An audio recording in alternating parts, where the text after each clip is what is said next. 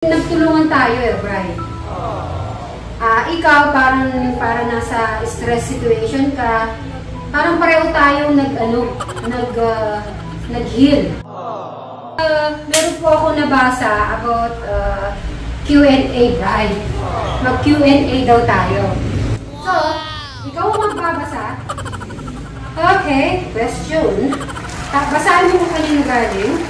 Ako syempre kung yung ending, kung kami, si Marian tsaka si Bingo. Alam ko, di ba napanood po namin kung ano yung ending ng movie, namatay si, di ba, si Bingo. Parang syempre, ayoko naman may mawala. Gusto ko happy ending. Pareho kami ni Brad. Second question, kung kailan meron talagang mawala sa inyo, sino sa inyong dalawa? Bakit? Terror question to.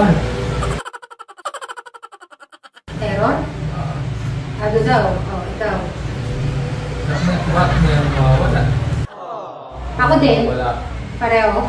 Di po namin masasagot number 2 kasi mahirap po talaga. Okay, sa number 3 na tayo. Kung iikot pabalik, ano ayaw din ng balikan? Ako siguro po yung yung nag-COVID. Kasi maraming nabago nung nag-COVID.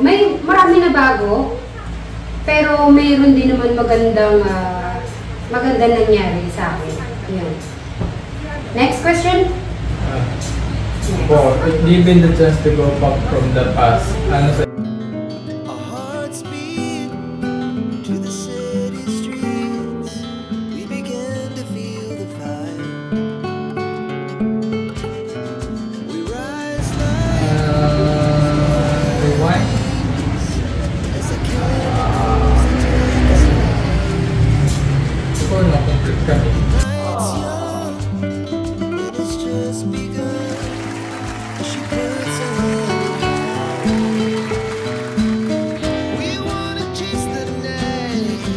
ano yung gusto kong balikan? Siguro nung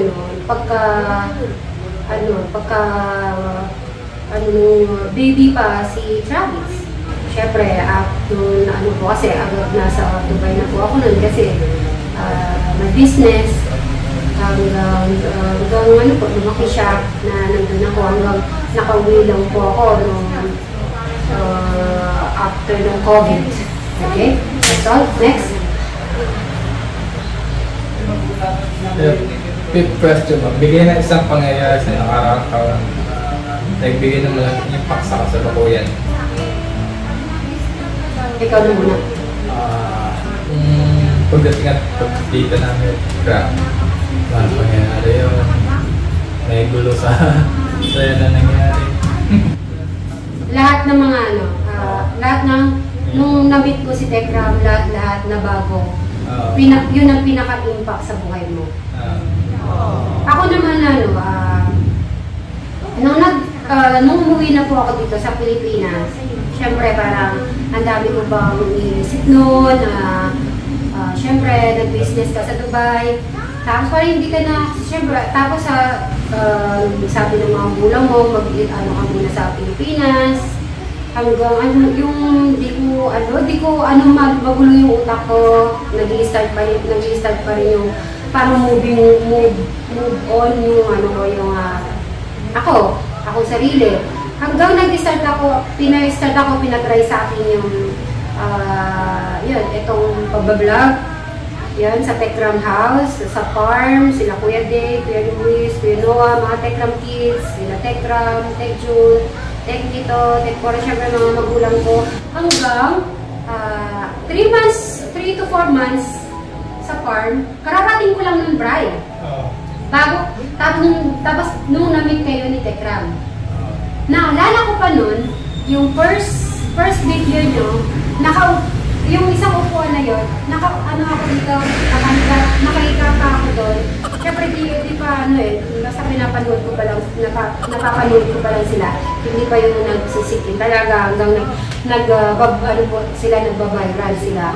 Hanggang napapanood ko. Napapanood pa lang hanggang yun. Hanggang pinaubaya, ano kayo ni Tegram sa akin. Yun ang pinaka impact sa akin sa ito na naging ano rin, yung move on ko, naayos ko yung sarili ko.